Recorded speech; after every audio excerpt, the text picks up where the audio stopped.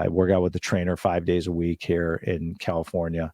And it's important to me, my health. One thing, Stephanie, that I tell people, they're like, well, you travel a lot, Ben, or you look at deals or this. And if you're a broker or any service out there, or you're a principal, one thing that's really important is how you take care of yourself on the road and whether you're in the office, and what are you putting in your body? One thing I do is I collect wine and I make it very known, but I don't drink anymore. I stopped drinking about 1.5 years ago. I haven't had a drink. And once I did that, Stephanie, it changed just my energy as I get older. And so one of the things is listening to your body, listening to your emotions, understanding who you are. One of the things that's really important is to get to know yourself. See what triggers you, see what upsets you. These are things that happened in the past from your childhood that I continue to work on too. Mm-hmm. And so, being in commercial real estate and business is more than just understanding how to value a piece of real estate, how to negotiate, how to understand a purchase and sale agreement, how to understand what a phase 1 environmental report is, how to understand a survey, how to underwrite, and anything else that surrounds commercial real estate.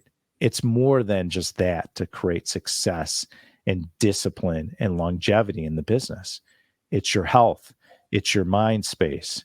It's how do you interact with people, and marketing and all these other things. It's a very holistic approach to create longevity in this business. And so when people think, well, if I just become an expert at one thing, I'll be successful. Yeah, that will help you.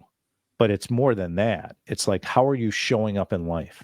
Mm-hmm. How are you showing up at your office? How are you showing up on the phone? And so if you can ask yourself that question, Stephanie, you'll see a lot of success in what you do. That's right. That was something that no one taught me. I had to go through my own journey, my own process of saying, how do I change and become better? How do I communicate better with my employees? How do we deal with people working remotely and hybrid, which is a big topic? And so for us, that I'm proud of, is that we do a playbook on our employees.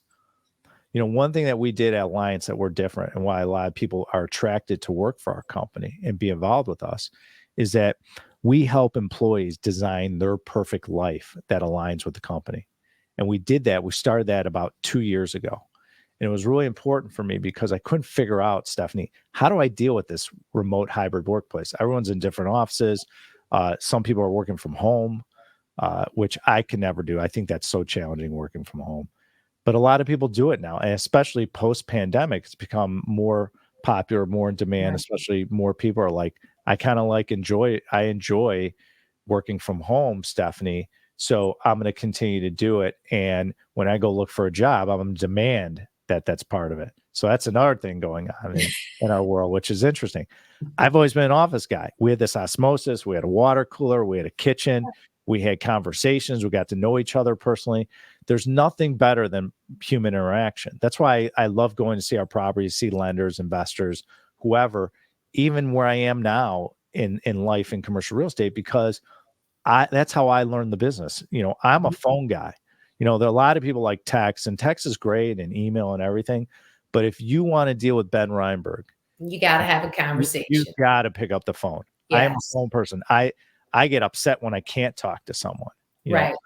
If me and Stephanie are going to have a conversation, I'm picking up the phone. I'm calling her because I want her to hear how I feel. I want to be able to listen to and see how I can help Stephanie.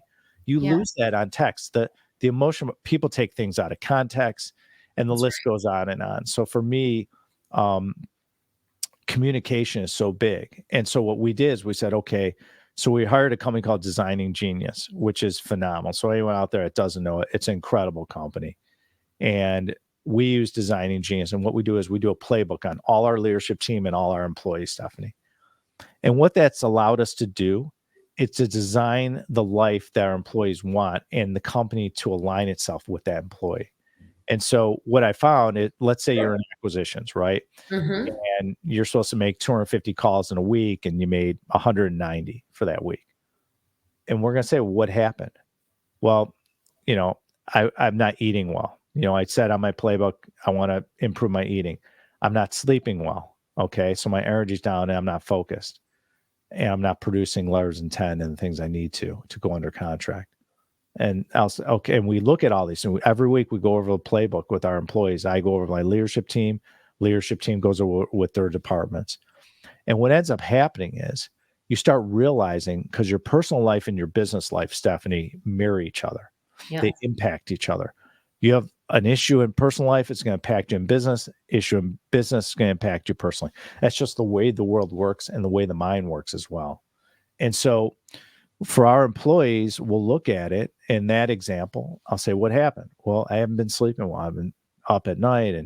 And I tell my employees, like, push your electronics far away from the bed where you're sleeping, because the blue light and because also when you get up at night, you don't want to immediately check your phone, and people go on Instagram and Facebook and TikTok Right. and start scrolling, and then they can't get back to bed. It doesn't serve you.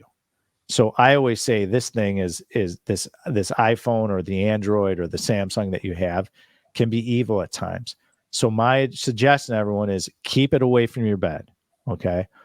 And with our employees, we look at it. I mean, one of the things I teach is have a morning routine, have an evening routine. The first 22 minutes of your day is so important that people don't realize. The last 20 of your day, how you wind down to get ready for bed is so important. And that way you have more energy, you're a better communicator. And so every morning I start off the same.